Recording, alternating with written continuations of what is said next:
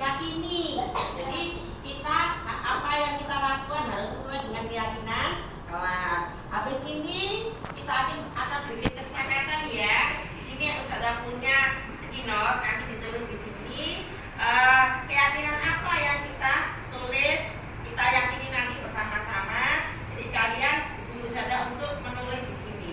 Satu saja keyakinan kelasnya, oke? Ya, kita bagi ya. Bagi saja ini berapa orang? 4 orang. Silakan ditulis. Nah, yuk. Tulis semuanya. Semua menulis sama-sama.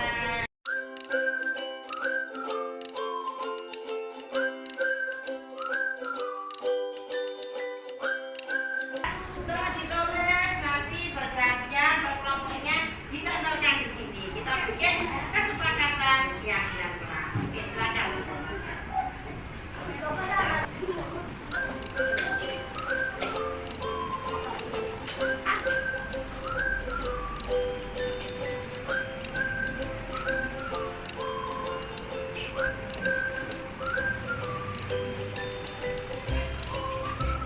Tentang keyakinan kelasnya, ya boleh tempel.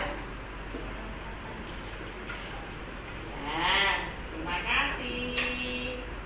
Yang lain sudah?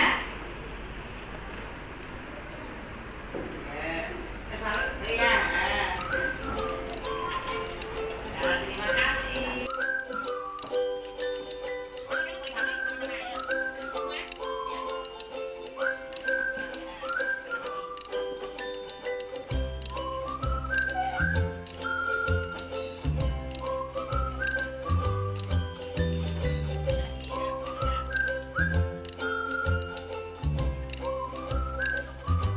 Sekarang Ustazah akan memilih mana yang intinya datang tepat waktu ya. Saya kasih centang dulu. Datang tepat waktu ya ini ya. Ada lagi yang mana? Datang tepat waktu. Datang tepat waktu. Datang tepat waktu. Oke, ada lagi? Sudah ya. Jadi ini ya, keyakinan kelas yang pertama apa teman-teman? Datang tepat waktu, sepakat ya? Jadi datang tepat waktu ditulis di sini. Artinya apa datang tepat waktu? Tidak terlambat. Ya, baik saat setelah istirahat maupun masuk kelas. Setiap hari datang tepat waktu. Oke, sip? Setuju? Setuju teman-teman? Setuju. Oke.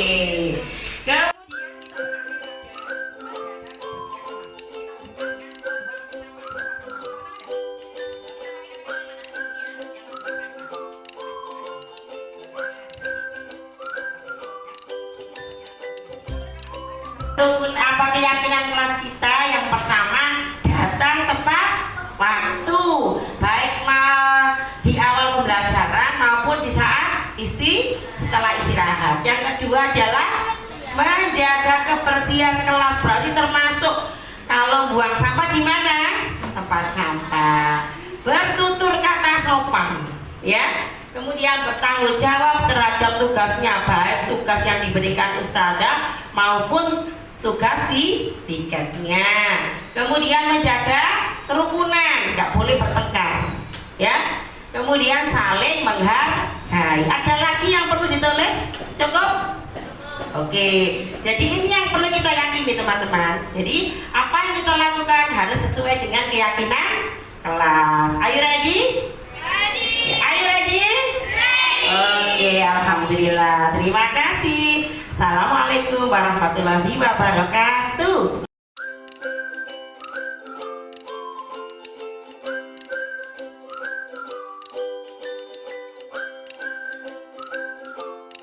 Assalamualaikum warahmatullahi wabarakatuh.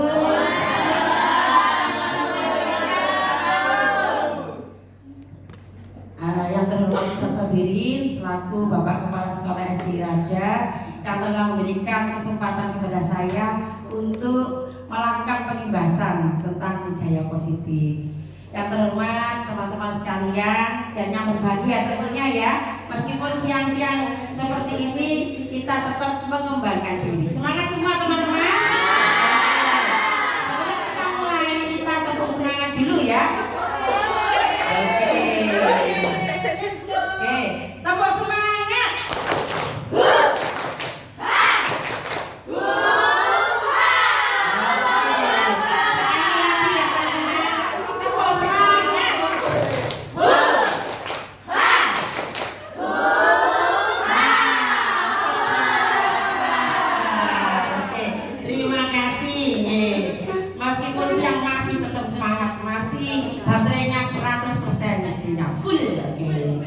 Mohon maaf, di sini saya tidak menggurui, tapi saya di sini berbagi ilmu, berbagi apa yang saya dapatkan dari program pendidikan guru penggerak. Jadi di sini saya akan membahaskan tentang modul 1.4 tentang budaya positif. Nah, budaya positif yang bagaimana? Lanjut terus. Nah, pasti ada pertanyaan, apa sih budaya positif? Barangkali dari saya bisa memberikan masukan. Apa sih budaya positif itu? Monggo. Bapak. Nggih, monggo. Silakan. Nggih. Silakan Bapak, monggo. Ya, budaya positif itu menurut saya ya Ustazah ya. Jadi mungkin nanti bisa ditambahkan sama jenengan deh. Jadi budaya positif itu adalah ya budaya budi dan daya ya. Budi dan daya. Yang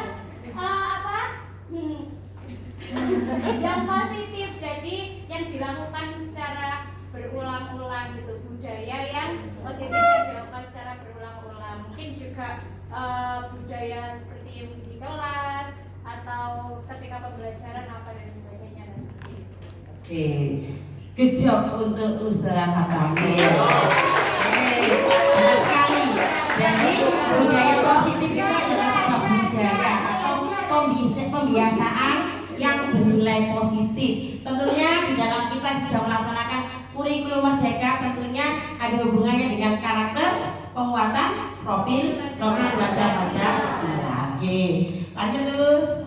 Nah, konsep-konsep budaya positif yang pertama yaitu perubahan paradigma belajar. Terus yang kedua, disiplin positif. Ketiga, motivasi perilaku manusia. Yang keempat, kebutuhan dasar. 5. Posisi kontrol. 6. Keyakinan kelas. Dan yang ketujuh adalah segitiga restitusi. Sudah kenal semua dengan istilah-istilah ini? Nah, nanti kita bahas di sini. Lumayan banyak, tapi tetap semangat, bisa lagi. Oke, saya minta 2 orang, Ustazah V. Oke, silakan. Sama Ustazah Eka. Iya, kami nanti berkembang. Ya. Nah, Ustazah V, misalnya bayangkan menggenggam sesuatu, Ustazah V. Tangan aja, kepalanya. Oke, di sini ada di sini, Us. Nah, Ustazah Eka ini harus bagaimana caranya supaya tangannya kepala tangan Ustazah V ini terbuka. Entah dengan bujukan, atau entah dengan rayuan, atau dengan menghina, marah-marah, supaya kepala tangan Ustazah V ini terbuka. Bagaimana caranya? Silakan. Ya, monggo. Boleh merayu, boleh memaksa Ustazah untuk membukanya. Silakan. Bismillah ya mohon doanya. Ustazah V bisa nggak dada? Padahal dada itu yang bagus pakai tangan kiri atau kanan? Kiri. Gak apa-apa.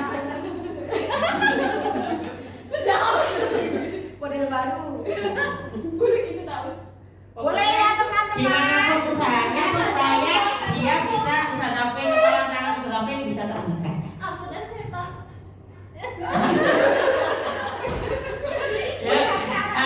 Ya, 2 menit ya. Oke. Boleh ya apaan? Boleh ya pakai. Yang kanan belum. Nah, berarti sama dengan siswa kita. Nah, kenapa? Pada dasarnya kita tidak dapat memaksa murid untuk berbuat sesuatu, sama dengan Ustazah V. Tidak ingin dia melakukan sesuatu apa dengan perintahnya Ustazah Eka. Seperti itu ya. Jadi dia nggak mau ngapain, apa bisa menerima. Nah, dia bisa menerima itu pastinya dia mengizinkan dirinya dikontrol. Nah, ini tadi Ustazah Eka berusaha untuk mengontrol Ustazah V. Ternyata dari Ustazah V tidak mau. Alasannya apa, Us? Kenapa kok tidak mau dikontrol oleh Ustazah Eka? Mau hadiah. Bujukannya kurang mau, Us. Oh, bujukannya kurang mau, benar sekali. Jadi demikian juga siswa kita. Kalau kita kontrol terlalu kita tekan juga nggak mau, benar nggak? Oke. Jadi teori kontrol itu pada dasarnya kita tidak dapat memaksakan murid untuk berbuat sesuatu jika murid tersebut memilih untuk tidak melakukan, walaupun tampaknya guru sedang mengontrol perilaku murid. Hal demikian terjadi karena murid sedang mengizinkan dirinya untuk dikontrol, seperti itu. Lanjut terus. Nah ini ya, bagaimana perubahannya, kita merubah paradigma. Seseorang bisa berubah paradigmanya dengan pendekatan tentunya dengan teori kontrol, kemudian dengan motivasi intrinsik. Jadi motivasi dari dirinya sendiri. Selanjutnya terus.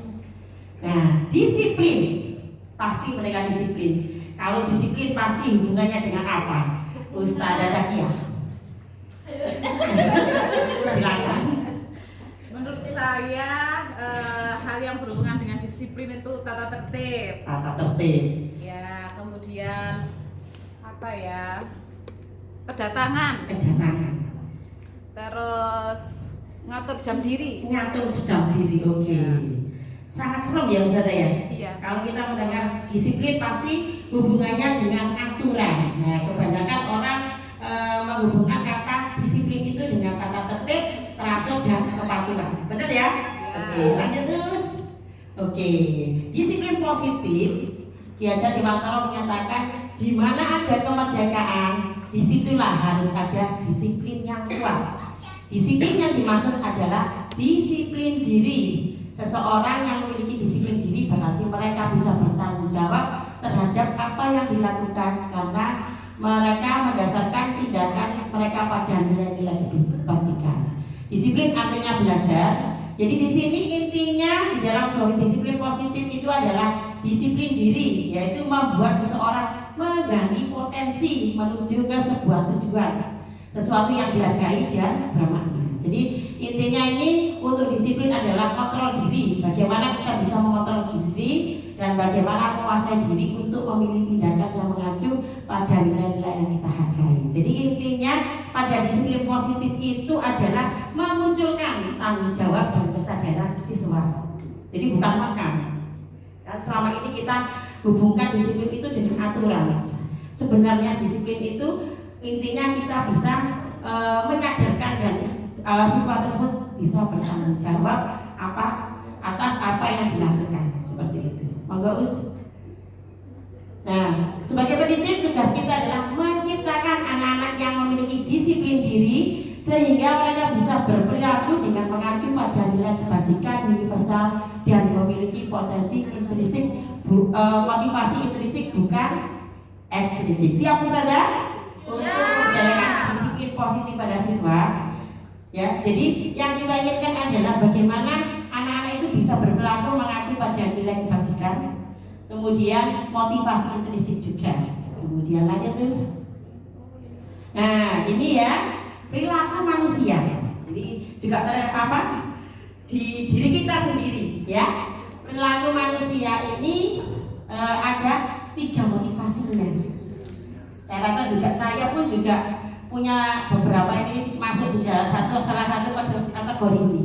Yang pertama menghindari ketidaknyamanan atau hukuman. Jadi misalnya saya masuk pagi karena satu, saya takut nanti dihukum, nanti disebut nama saya di grup WhatsApp. Ya, benar sekali Gus.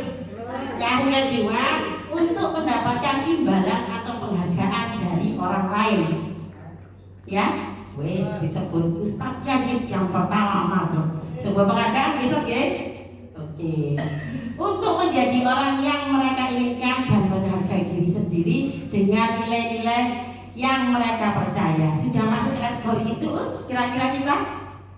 Berarti saya ya, ini tentunya saya sebagai guru, berarti saya punya tanggung jawab sebagai berarti yang pertama punya teladan, memiliki jiwa untuk kita diteladani oleh siswa kita. Kira-kira kita masuk seperti itu enggak? Ini introspeksi diri masing-masing. Kira-kira kita masuk kategori pertama, kedua atau ketiga, atau ketiga-tiganya. Nah, tugas guru sebenarnya adalah untuk menumbuhkan yang usaha untuk menjadikan orang yang mereka inginkan dan menghargai diri sendiri dengan nilai-nilai yang mereka percaya. Seperti itu. Kira-kira kita sudah masuk di situ? Kalau kita sudah masuk, tentunya mengarahkan siswa nanti lebih mudah. Ya, lanjut terus. perbedaan hukuman, konsekuensi, dan restitusi. Jadi kita kenal kalau hukuman sudah tahu ya, konsekuensi sudah tahu, restitusi ini yang baru sepertinya. Iya, sudah. Oke. Apa ya? Nawa. Belajar Ustaz Yazid sepertinya. Pengalaman Anda saat dihukum bagaimana?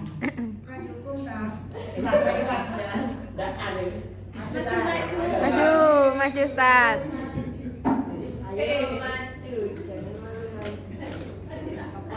Tepuk wow. Kasih Kita apa ya? Masalah dihukum pastinya semua pernah. Baik itu hukuman dari orang tua, hukuman dari guru, maupun hukuman dari siapapun.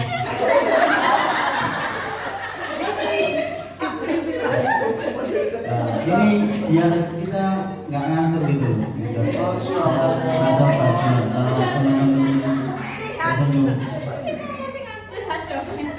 Nah, kenapa hukuman itu bisa diterima oleh seseorang? Karena seseorang itu melakukan kesalahan. Kenapa seseorang itu melakukan kesalahan? Karena pastinya ada hal yang lupa, alasannya lupa. Selain itu ada lagi yang disengaja.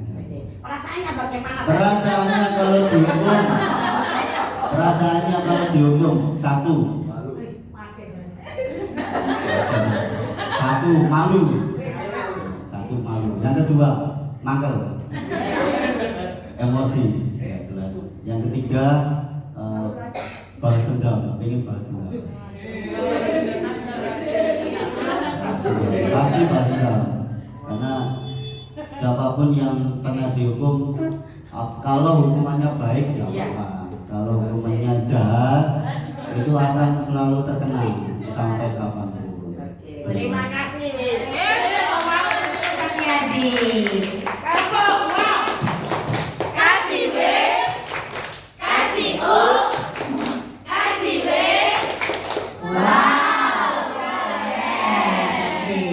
Pasti perasaan seseorang yang pernah dihukum pastinya satu, benci. Ya, benar tidak saudara? Ya pasti. Bahkan dikenang sepanjang masa, benar tidak? Waktu SD pun kadang kita terkenang kapan saat kita dijemur di lapangan, pernah ya saudara? Suruh keliling lapangan pasti pernah. Nah, apakah itu mempunyai efek yang baik untuk kita? Jadi hukuman ini bersifat satu arah. Kemudian dari pihak guru memberikan dan murid hanya menerima suatu hukuman tanpa melalui kesepakatan, benar? Kemudian atau pengarahan dari pihak guru baik sebelum dan sesudah. Jadi di sini hukuman itu tidak ada kesepakatan sebelumnya. Nah, kemudian yang membedakan dengan konsekuensi, kalau konsekuensi ini memang hukuman, konsekuensi ini sudah direncanakan, sudah disepakati. Jadi misalnya kita tidak kerjakan ini, berarti konsekuensinya apa itu sudah disepakati. Kemudian kemudian ini dua-duanya ini membuat siswa tidak nyaman. Jadi membuat selalu dikenang sepanjang masa, bahkan ya saudara. Jadi hukuman dan konsekuensi ini kurang baik menurut saya di dalam sebuah pembelajaran. Nah, lanjut terus. Nah, kita bedakan mana yang masuk hukuman, mana yang termasuk konsekuensi. Oke. Yang pertama adalah mencatat 100 kali di dalam buku kalimat saya tidak akan terlambat lagi karena terlambat di sekolah. Kira-kira apa kira-kira?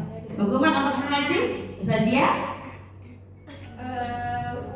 Hukuman. Ya, hukuman ya. Sebentar. Yang pertama kita kunci hukuman ya. Yang kedua, lari mengelilingi lapangan basket 2 kali karena terlambat hadir di sekolah. Hukuman ya. Oke. Murid diminta untuk push up 15 kali karena tidak menggunakan masker ke sekolah. Hukuman juga ya. Mengganti kertas tugas teman yang telah dicoret-coret, konsekuensi karena dia melakukan kesalahan akhirnya disuruh mengganti. Membersihkan tumpahan air di meja tulis karena tersenggol pada saat belajar. Konsekuensi. Murid disuruh untuk mengenakan sepatu seharian di sekolah karena tidak mengenakan sepatu hitam. Hukuman? Ya. Kita lihat nanti ya. Kemudian yang terakhir, lari mengelilingi lapangan basket 2 kali karena terlambat 10 menit untuk pelajaran PCOK. Konsekuensi apa hukuman? Hukuman? Ya, kita lihat terus. Nah, ternyata iya. Jadi yang pertama tadi hukuman, kedua juga hukuman, yang push up tadi juga hukuman, mengganti kertas, membersihkan tumpahan konsekuensi, murid disuruh tidak mengenakan sepatu berarti hukuman. Kemudian lari mengelilingi ini konsekuensi. Ya, jadi intinya yang terakhir itu bahwa sudah ada kesepakatan dengan guru PCOK-nya. Jadi itu namanya konsekuensi. Oke. Nah, apakah memberi penghargaan atau hadiah adalah cara efektif untuk memotivasi intrinsik pada siswa? Nah, sekarang saya punya post-it, monggo ditulis nanti ditempelkan di sini. Nanti salah satu bisa menyampaikan pendapatnya. Monggo. Ono sing jeneng langsung maju iki. Ada di sini aja. Yo. Siapa?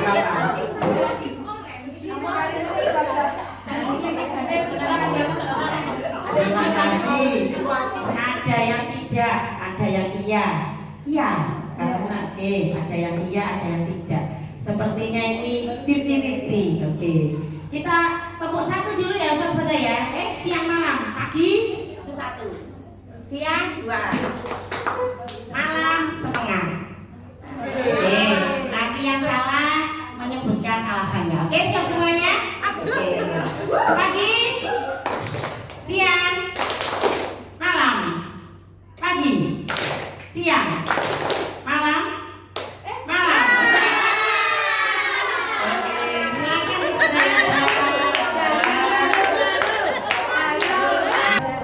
Oke, nanti kita beri tepuk kicik-kicik. Masih ingat kan? Kicik-kicik. Jawaban dengan apa tadi?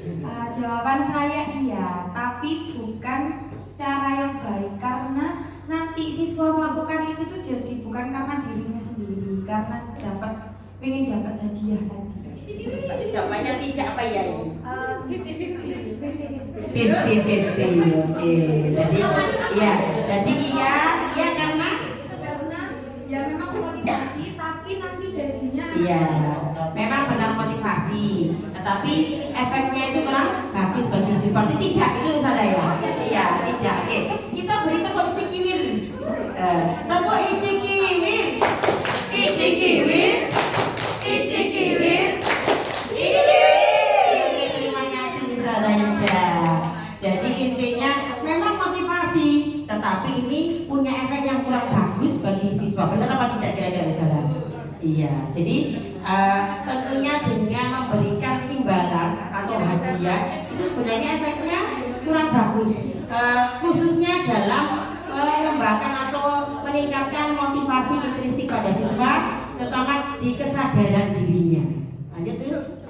Jadi kalau kita memberikan hadiah karena anak itu melakukan satu hal yang sesuai dengan kesepakatan hal yang baik, itu ternyata penghargaan maupun hukum atau cara mengontrol perilaku yang menghancurkan potensi, ya kan, untuk pembelajaran yang sesungguhnya, bahkan mengurangi bisa pengaruh jangka panjang dan pendek. Jadi seseorang misalnya kita sebagai guru, kita diberikan reward sama bapak kepala sekolah tambahan gaji, misalnya bagi mereka yang disiplin. Nah, tentunya suatu saat Ustaz Sobirin sudah cukup untuk penghargaannya. Apakah Anda sekalian ini akan melaksanakan aturan tersebut? Kira-kira? Insya Allah. Agak berat ya. Jadi motivasinya karena dapat uang, otomatis ya melakukan. Nah, saat uangnya sudah diberhentikan, tidak diberikan pada kita, apa yang terjadi? Apakah kita melaksanakannya? Dalam arti yang paling dalam. Biasanya tidak. Bisa sekali. Sama juga dengan anak. Kalau kita anak membuang sampah, kita dapat uang atau kita berikan jajan. Tapi kan besoknya juga dia melaksanakan itu karena ada keinginan untuk mendapatkan uang. Nah, suatu saat mungkin kita tidak memberikan, otomatis dia tidak akan melaksanakan kebajikan tersebut, bukan demikian? Ya, betul kan, Miss?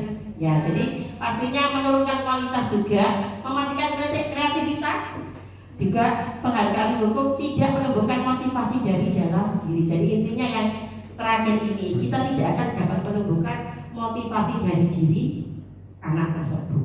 Oke, lanjut terus. Oke, sekarang kita mengenal restitusi. Restitusi ini pastinya baru. Ya, ada. Restitusi adalah proses menciptakan kondisi bagi anak untuk memperbaiki kesalahan mereka. Jadi intinya anak ini salah, kita itu harus mengkondisikan anak supaya memperbaiki kesalahan, sehingga mereka bisa kembali pada kelompok mereka dengan karakter yang lebih kuat.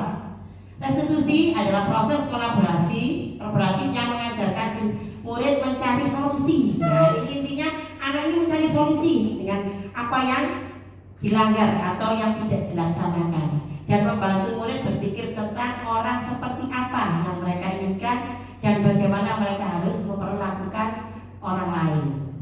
Kemudian restitusi juga membantu murid menjadi lebih memiliki tujuan, disiplin positif, dan memulihkan diri setelah berbuat salah. Tujuannya adalah menjadi orang yang menghargai nilai-nilai kebijakan atau kebajikan yang mereka percayai.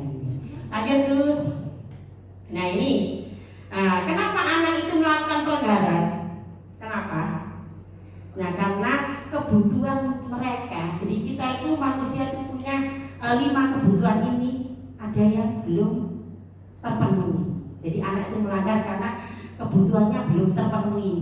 Misalnya bertahan hidup, ini hubungannya dengan sehat, makan sandang, pangan papan tentunya sederhana. Kemudian kasih sayang yang dapat diterima, penguasaan, ini tentunya kompetensi. Mereka merasa ahli, misalnya terampil dalam suatu bidang, dia perlu adanya penguasaan, dia merasa mampu di situ. Kemudian kesenangan, ini berhubungan dengan hobi. Kemudian yang terakhir adalah kebebasan. Jadi dia ingin bebas untuk mengeksplor dirinya. Nah di sini. Jadi ini 5 ini adalah kebutuhan kita sebagai guru harus memenuhi 5 kebutuhan ini terhadap murid kita. Misalnya kasus yang Rizky ya, kira-kira dia itu apa ya, kebutuhan apa yang belum terpenuhi di sini? Kira-kira ya misalnya kalau melihat dari kan Rizky ini kan selalu keluar kelas. Nah, ini kira-kira kebutuhan apa yang belum dia terpenuhi? Mungkin kasih sayang atau mungkin kasih sayang ya misalnya ya? Bukan? Kasih sayang ya, sepertinya kasih sayang menurut saya. Karena kasih sayang dia pengen diperhatikan, minta perhatian. Jadi intinya kalau anak itu kurang kasih sayang, kurang minta diperhatikan. Penguasaan itu ingin diakui bahwa dia itu bisa. Kemudian kesenangan tentunya hobi, kebebasan itu bebas mengeksplor dirinya. Jadi misalnya kalau main sepak bola ya, dia minta supaya dia bebas bisa bermain sepak bola seperti itu. Lanjut terus. Nah, kemudian dasar ini ketika seorang murid melakukan suatu perbuatan yang bertentangan dengan nilai kebajikan atau melanggar peraturan, sebenarnya karena mereka gagal memenuhi kebutuhan dasar mereka. Jadi itu ya. Jadi intinya pada kebutuhan dasarnya belum terpenuhi. Lanjut terus. Nah, misalnya ini ada kasih saudara. Saya bacakan ya. Kira-kira masih mana ya? Bimo, seorang anak TK, selalu berlari keluar kelas menuju jalan raya di depan sekolahnya yang ramai dengan kendaraan. Tingkahnya membuat guru, Bu Ani, bingung dan seringkali lari mengejarnya. Aku senang main kejar-kejaran dengan ibu guru, seru. Berarti apa kira-kira yang ingin dipenuhi? Kira-kira kesenangan? Aku senang banget ya, berarti kesenangan karena di situ dia senang berlari. Benar Gus. Oke, lagi ya. Lanjut Gus. Ya. Kasih saya kedua, apa kira-kira saya ingat? Nah, mungkin saya ingat. Aku belum mendengar suaramu.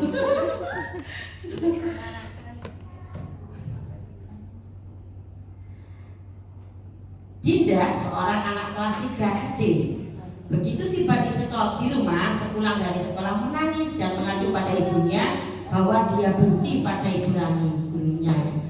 Ibu guru tidak menyapaku hari ini, padahal aku pakai jepit rambut baru. Menurut Anda kebutuhan apa ya kira-kira? Cinta dan kasih sayang. Cinta dan kasih sayang.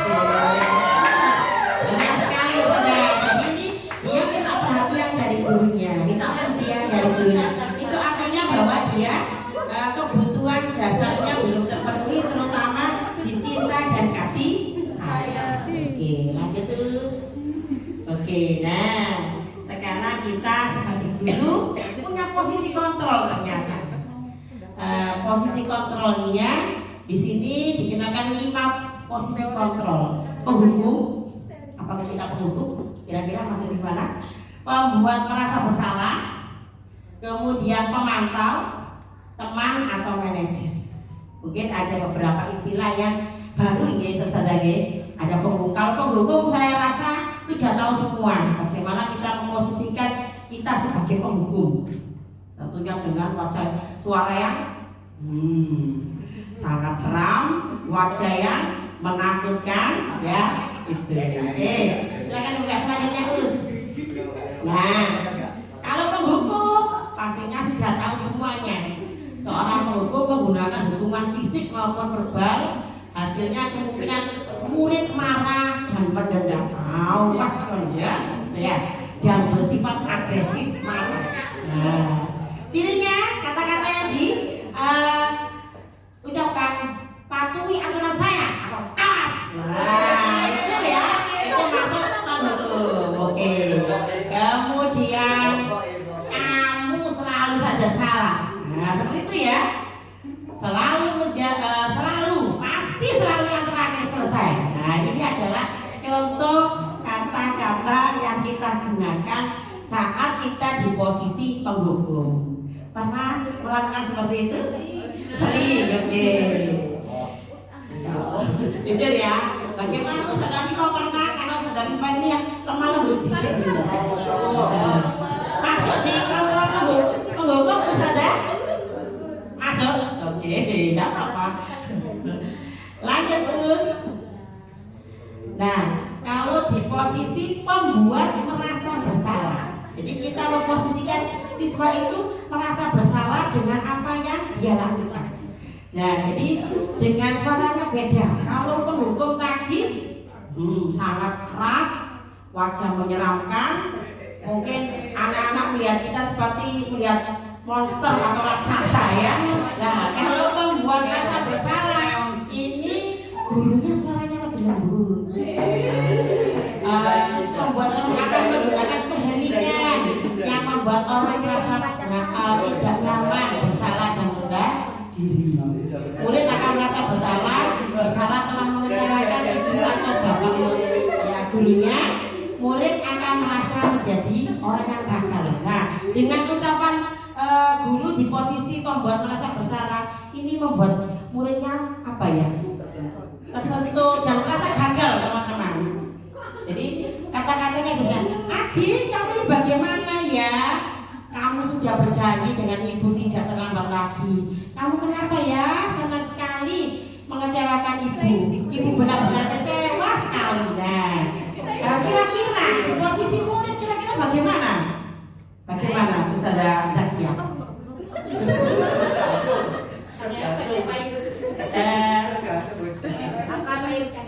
akan menjadi ingatan yang bermakna, tapi maknanya itu makna yang sangat nyelekit. Sangat menyakitkan ya. Ya. Jadi sangat menyakitkan tentunya. Tetapi dia selalu ingat, aku merasa gagal. Nah, memori jangka memori panjang. jangka. Kira-kira tepat enggak apa yang kita lakukan seperti itu? Ya, kita menghukum pastinya tidak tepat yang tadi ya. Yang kedua membuat rasa bersalah, tepat tidak? Tidak ya, karena anak itu apa namanya menyesal di dalam hidupnya. Oke, lanjut terus. Kemudian memposisikan kita sebagai teman. Jadi posisi ini tidak akan menyakiti murid, namun akan tetap berupaya mengontrol murid melalui persuasi. Jadi contohnya ini, Adi, ayolah bagaimana sih kamu? Kemarin kamu sudah janji ke bapak bukan? kenapa terlambat lagi, sambil tertawa. Jadi kita memposisikan kita sebagai teman, ya. Ya sudah tidak apa-apa, duduk di sana. Nanti Pak Guru bantu. Kamu ini deh. Kira-kira jenengan kalau di posisi murid bagaimana? Coba Ustazah Indah. Ini dengan cara Indah. Bagaimana saya? Dengan siswanya akan menganggap biasa saja karena kan dianggap teman. Iya, teman benar teman sih ya. sebaya. Ya, yes, yes. Good job untuk saya.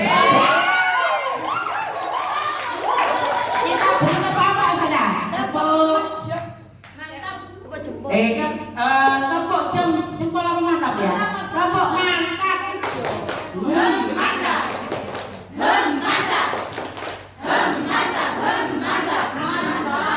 Oke, mantap sekali.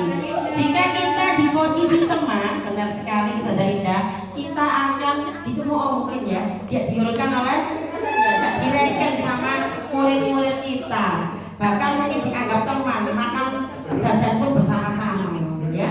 Kira-kira tepat nggak kira di posisi teman seperti ini, posisi kontrol teman kurang tepat ya. Jadi tidak ada bedanya kan nanti antara teman dan guru. Oke, lanjut terus. Nah, sekarang keempat adalah pemantau, hampir mirip dengan penghukum. Tetapi pemantau ini dia hanya mengawasi dulu, berarti mengawasi. Kemudian murid memahami konsekuensi yang harus dijalani karena telah melanggar salah satu peraturan sekolah. Jadi kita mantau, mengingatkan apa yang kamu lakukan tadi. Nah, seperti itu ya. Jadi misalnya ini contohnya guru yang ada di Adi siapa ya? Yang kelas suaranya. Bisa tidak?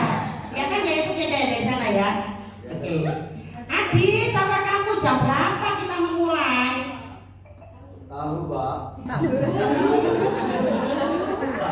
Oke. Kamu terlambat 15 menit. Apakah kamu sudah mengerti konsekuensi yang harus dilakukan bila terlambat?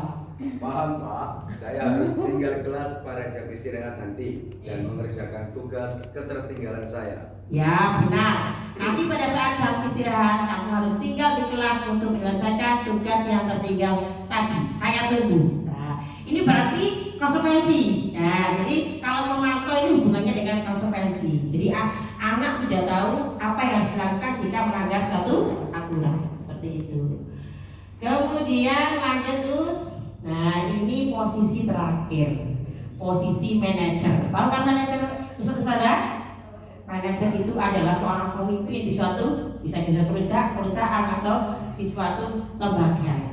Nah, posisi manajer ini di mana guru berbuat sesuatu bersama dengan murid, mempersilahkan murid mempertanggungjawabkan perilakunya, mendukung murid agar dapat menemukan solusi atas permasalahannya sendiri. Jadi di sini guru memberikan kesempatan siswa untuk memberikan pendapat dengan apa yang dia lakukan. Contohnya gini ya, yang jadi guru Ustazah V, yang kelas Ustazah V ya, yang menjadi adik Ustaz Yazid, monggo Ustaz Yazid. Ya, jadi Ini Adi atau Yazid?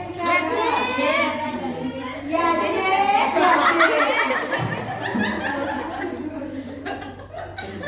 Apakah kamu mengetahui jam berapa sekolah ini dimulai? Tahu, Bu. Jam 7. Jadi kamu terlambat. Kira-kira bagaimana kamu bisa memperbaiki masalah ini? Saya bisa menanyakan teman saya, Bu, untuk mengerjakan tugas yang tertinggal. Baik, itu bisa dilakukan. Apakah besok akan ada masalah untuk kamu agar bisa hadir tepat waktu di sekolah? Saya bisa hadir tepat waktu. Alhamdulillah. Baik, saya hargai usaha untuk memperbaiki diri. Oke, terima kasih, tepuk tangan. Beri tepuk mantap saudara ya. Tepuk mantap. Mantap. Mantap. Oke, terima kasih Saudara P. Terima kasih Saudara Yazid. Bahwa di sini di posisi kontrol bisa kita lihat ya, manakah guru memberikan kesempatan siswa untuk mengambil atau mencari solusi sendiri. Di mana Ustazah kira-kira? Yang disampaikan Ustaz Yazid tadi, yang mana berarti? Saya bisa? Ya, saya bisa menyalahkan teman saya, Pak, untuk mengejar tugas yang tertinggal.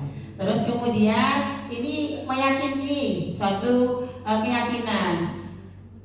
Apa besok akan ada masalah untuk kamu agar bisa hadir tepat waktu? Tidak, Pak, saya bisa hadir tepat waktu. Jadi di sini siswa bisa mengambil suatu solusi sendiri terhadap masalahnya. Kira-kira ini ramah tidak dengan anak? Ramah tidak? Ramah. Jadi anak merasa tidak tertekan di sini. Oke, lanjut terus. Oke, hal selanjutnya adalah keyakinan kelas. Nah, awal untuk melakukan budaya positif, yang pertama kita membuat keyakinan kelas. Ada keyakinan, ada peraturan. Ya, ada bedanya saja antara peraturan dan keyakinan. Nah, kalau keyakinan itu nilai-nilai kebajikan yang universal yang disepakati secara tersirat dan tersurat, lepas dari latar belakang suku, negara, bahasa maupun agama. Jadi ini keyakinan. Jadi intinya di nilai-nilai kebajikan universal. Selanjutnya Us. Nah, kemudian kalau keyakinan ini lebih abstrak dibandingkan peraturan. Kemudian berupa pernyataan-pernyataan universal. Terus kalimatnya yang digunakan adalah kalimat positif. Jadi pastinya berarti yang positif berarti hindari kata apa berarti? Tidak. Terus kemudian dilarang. Kemudian juga tidak terlalu banyak, cukup sedikit saja. Kemudian dapat diterapkan di kelas. Kemudian semua warga kelas hendaknya ikut berkontribusi. Jadi di sini keyakinan kelas ini dibuat berdasarkan kesepakatan atas musyawarah di kelas masing-masing. Nah, kemudian bersedia meninjau kembali keyakinan kelas dari waktu ke waktu. Barangkali keyakinan itu kurang tepat, maka bisa diperbagi di hari atau waktu berikutnya. Selanjutnya, Us.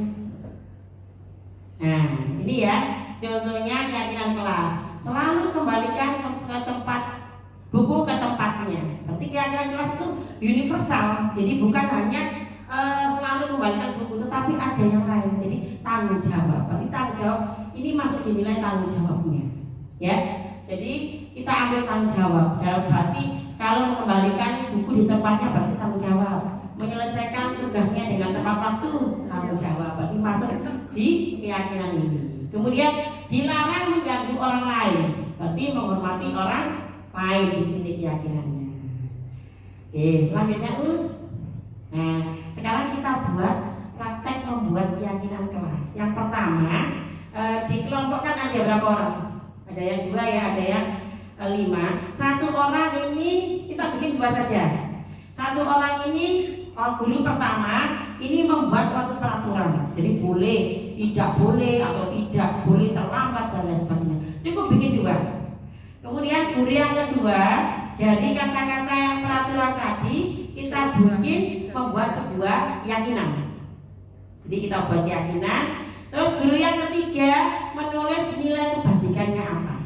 Seperti sesudah bisa mungkin tidak terlambat ke sekolah atau tidak boleh apa ya? Ya boleh, monggo. Jadi silakan ditulis yang sudah disiapkan ini ya. Di situ tulis cukup 2 saja peraturan, kemudian bikin keyakinan kelasnya, kemudian nilai kebajikannya apa. Monggo. Kita beri waktu berapa menit Ustazah? Nilai kebajikan seperti ini misalnya. Oke. Saya lupa. Nilai kebajikan misalnya tidak boleh mengganggu teman peraturannya. Berarti yang kedua berarti apa teman? Kira-kira bisa menyayangi teman, menyayangi atau menghargai orang lain. Berarti nilai kebajikannya berarti apa? Menghargai, bisa masuk keyakinan kelas, bisa masuk ke nilai kebajikan. Mungkin tidak terlambat masuk sekolah, berarti keyakinannya apa? Datang tepat monggo ditulis. Ya, jadi guru yang pertama membuat peraturan, guru yang kedua membuat keyakinan, guru yang ketiga menuliskan nilai kebajikannya apa. Monggo Ustazah, cukup 2 saja. Monggo. Kita beri waktu 5 menit ya Ustazah ya. Oke.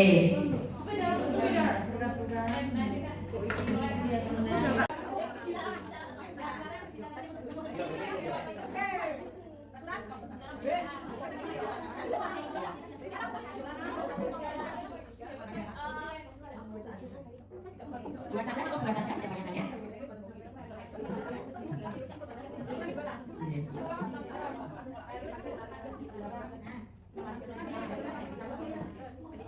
Sudah 2, lanjut ya, dulu kita Ustazah.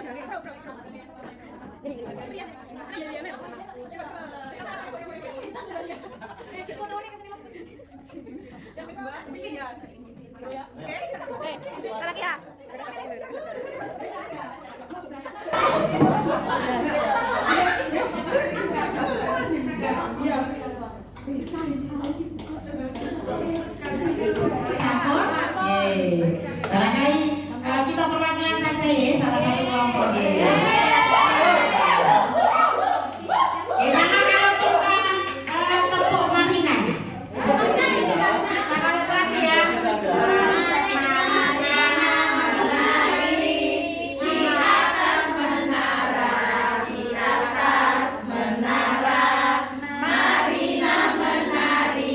Oke, lanjut kita tambah Marijo. Marijo ini ya. Oke. Marijo menari di atas menara. Marijo menari. Oke, sekarang saya yang nyanyi, jenengan yang memperagakan. Oke, konsentrasi. Konsentrasi dimulai. Oke. Di atas menara Marina menyanyi.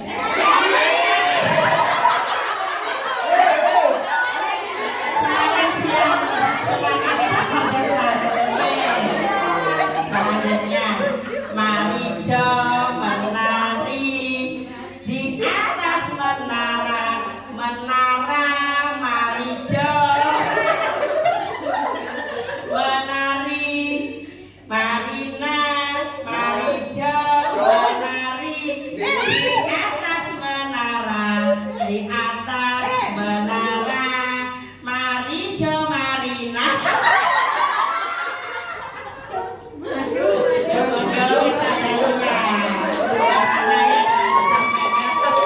Tidur di kelas, keyakinannya semangat saat belajar dan kebijakannya adalah tanggung jawab dan tekun. Terus peraturan kelas dilarang makan sambil berdiri, keyakinannya ketika makan duduk, dimohon untuk duduk. Kebijakannya adalah adab dan etika. Oke, terima kasih banyak. Peraturannya dilarang tidur di kelas. Keyakinannya semangat untuk belajar boleh atau konsentrasi boleh selesai. Kemudian kebajikannya tanggung jawab, juga disiplin. Bisa tidak kita masukkan? Bisa ya. Oke, kemudian dilarang makan sambil berdiri. Oke, keyakinannya ketika makan duduk. Kira-kira ketika makan apakah makan saja? Minum pun juga ya. Jadi berarti di sini Dilarang makan dan minum. dilarang makan dan minum sambil berdiri kalau peraturannya ya. Kalau keyakinannya ketika makan dan minum dimohon duduk atau melakukan sesuatu sesuai dengan adabnya. Itu bagaimana Ustazah? Kalau di keyakinannya diubah melakukan sesuatu melakukan tindakan sesuai dengan adabnya. Kira-kira bisa tidak dimasukkan di situ? Bisa. Kemudian kebajikannya adalah adab atau etika. Benar sekali. Tepuk tangan untuk Bapak. Jadi ini adalah proses kita mengubah. Maka silakan duduk dulu. Nanti kita akan mengambil lagi. Oke. Jadi di sini kita merubah dari peraturan menjadi suatu keyakinan. Nah, dari keyakinan ini apa yang kita harapkan? Kebajikan apa yang kita harapkan dari keyakinan tersebut? Jadi di awal tahun ajaran baru ini kita membuat keyakinan kelas sebenarnya. Jadi keyakinan kelas ini tidak banyak-banyak, nggak usah banyak-banyak, cukup 5 atau 7 gitu saja.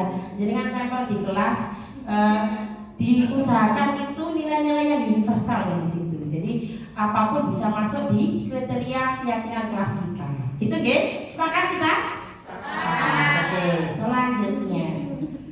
Nah ini ya caranya sudah kita praktekkan tadi. Kemudian lanjut terus. Nah ini ya sudah kita praktekkan di kelas. Oke. Ini jadi apa? Ini siswa memberikan pendapatnya tentang keyakinan kelas, baru kita simpulkan dari nilai-nilai ini kita jadikan hanya 6 saja. Di sini datang tepat waktu, menjaga kebersihan kelas, bertutur kata sopan, bertanggung jawab terhadap tugas, menjaga kerukunan dan saling menghargai, seperti itu. Selanjutnya saudara, nah sekarang kita mengenal segitiga restitusi. Tadi sudah mengenal apakah restitusi tadi? Sudah ya? Belum ya? Ini ya baru restitusi. Restitusi adalah proses menciptakan kondisi bagi murid untuk memperbaiki kesalahan mereka, sehingga mereka bisa kembali ke kelompoknya dengan karakter yang lebih kuat. Dan diharapkan dengan restitusi ini mengajarkan untuk mencari solusi, membantu kita berpikir tentang orang seperti apa yang kita inginkan dan bagaimana memperlakukan orang lain. Lanjut. Nah, kini kita akan mengenal segitiga restitusi. Jadi bentuknya sedikit. Jadi ini adalah cara kita untuk memperlakukan anak yang melanggar sebuah aturan. Yang pertama, yang datar itu adalah menstabilkan identitas. Jadi ini disesuaikan dengan kita kebutuhan apa. Di sini anak ini merasa dirinya itu dihargai di situ. Kemudian validasi tindakan yang salah. Kemudian yang terakhir adalah menanyakan keyakinan. Lanjut terus. Nah, sisi yang pertama mengubah identitas anak dari anak yang gagal karena melakukan kesalahan menjadi orang yang sukses. Anak yang melanggar peraturan karena sedang mencari perhatian adalah anak yang sedang mengalami kegagalan. Nah, ini biasa kata-kata yang bisa diucapkan adalah berbuat salah itu tidak apa-apa. Jadi kita menenangkan anak posisinya. Jadi anak yang salah itu juga takut loh, di posisi apa ya, khawatir, ada ketakutan. Jadi di sini kita menenangkan anak. Tidak ada manusia yang sempurna. Nah, seperti itu. Saya juga pernah melakukan kesalahan seperti itu. Kita bisa menyelesaikan ini. Oke, lanjut terus. Kemudian yang kedua adalah validasi tindakan yang salah. Setiap tindakan kita dilakukan dengan suatu tujuan, yaitu memenuhi kebutuhan dasar. Kalau kita memahami kebutuhan dasar yang mendasari sebuah tindakan, kita akan bisa menemukan cara-cara paling efektif untuk memenuhi kebutuhan tersebut. Contoh kata-katanya adalah, padahal kamu bisa melakukan yang lebih buruk dari ini ya. Nah, kamu pasti punya alasan mengapa melakukan hal itu. Itu yang kita gunakan untuk memvalidasi. Atau kamu patut bangga pada dirimu sendiri karena kamu telah melindungi sesuatu yang penting. Nah, selanjutnya kemudian yang terakhir menanyakan keyakinan.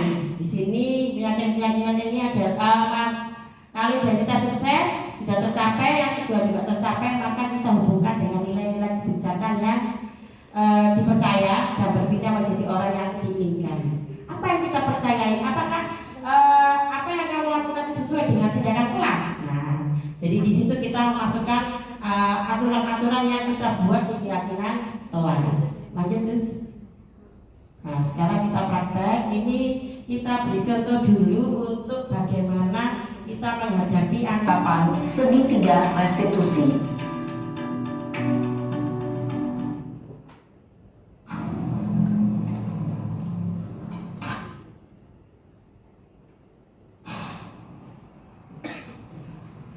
Yang Sarah, Siang Pak. sudah lama nggak ketemu Sarah. Kenapa hari ini ada di sini? Kesel Pak, kesel banget. Masa aku dikatain tukang fitnah Pak? Ya aku marah lah. Aku dari katain Eka di depan kelas. Kesel banget. Oh begitu. Ya pasti kamu marah dan kesal. Bapak juga akan marah apabila ada yang menuduh Bapak seperti itu. Kemudian pada saat itu kamu mau melakukan apa? Ya saya langsung ngatain Eka lah Pak. Kesel banget. Saya bentak-bentak dia depan teman-teman lain. Oh begitu. Pasti kamu melakukan seperti itu karena suatu alasan tertentu kan? Iyalah, masa saya diam saja Pak? Ya saya bela diri lah. Masa saya dituduh tukang fitnah? Ya wajar lah. Mempertahankan harga diri itu sesuatu yang penting buat kamu. Untung kamu tidak bertindak lebih gegabah lagi.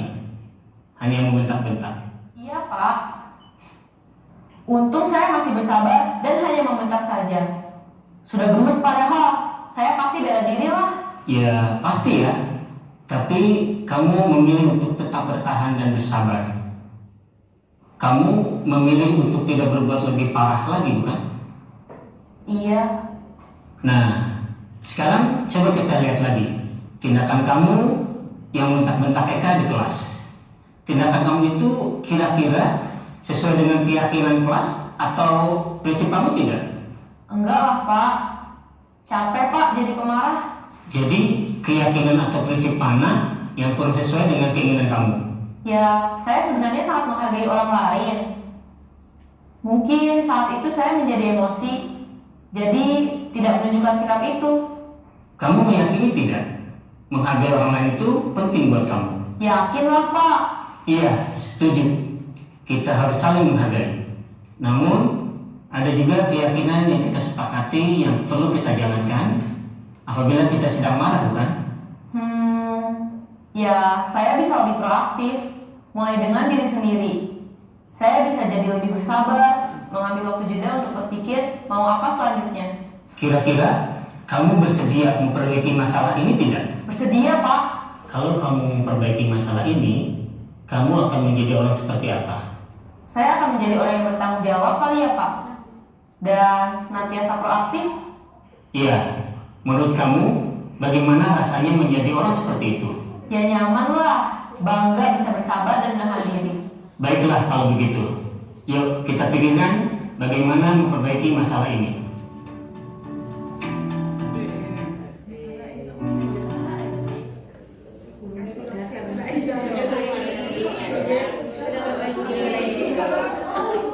Itu tadi cara kita menyelesaikan sebuah permasalahan, ya.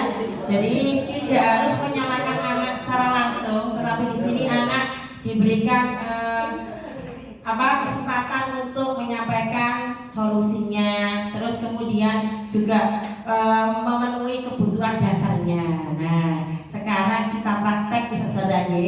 Nah, prakteknya apa? Ini ada suatu masalah. Hari ini Rina sangat kesal karena dituduh Ani mengambil pensilnya, padahal Rina tidak melakukannya. Rina sangat kesal dan mencubit tangan Ani sehingga Ani menangis. Bagaimana tindakan Ustazah menghadapi hal itu? Nah, kita berdasarkan dengan segitiga restitusi tadi. Segitiga restitusi ini. Nah, kita yang pertama tentunya menstabilkan identitas bagaimana, validasi tindakan yang salah bagaimana, kemudian menanyakan keyakinan kelas. Kita praktek bisa saja, ini terakhir. Nah, bisa praktek dengan saya ya, satu orang siapa ya? Monggo Ustazah Ida.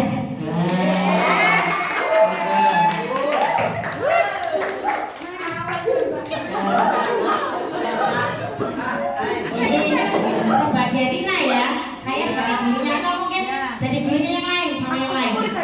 Iya, boleh. Iya. Tapi gurunya bijak. Gurunya ya, saudara ya.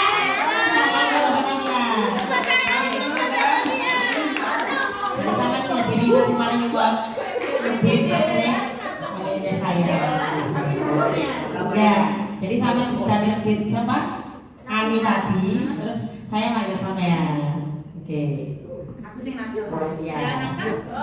Sikat dulu saya ya. Ayo Bu. Dipotong. Stop. Oke. Saya belajar saya Stop lah, Us. kepo. Aku loh. Mereka satu biasanya gitu, Us. Kadang itu langsung gini. Kenapa kamu kok kesini? Aku loh, Us. Dibilang ambil jajannya, padahal aku loh gak ngambil. Ya tak kepok, aku gak ngambil.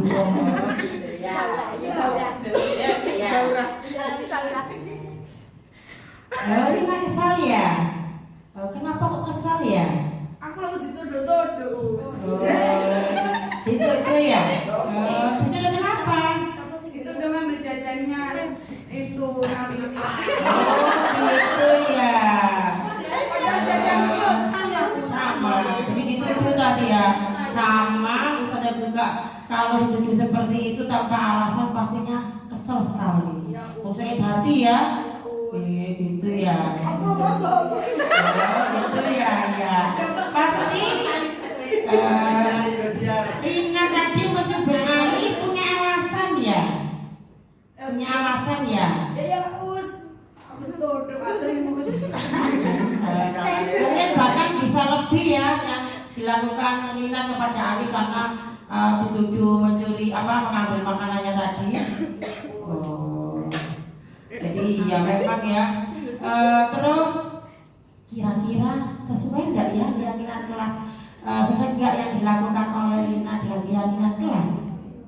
Kalau Us nuduh-nuduh. Oh, nuduh. Mana yang nggak sesuai dengan keyakinan yang mana ya? Keyakinan yang mana ya?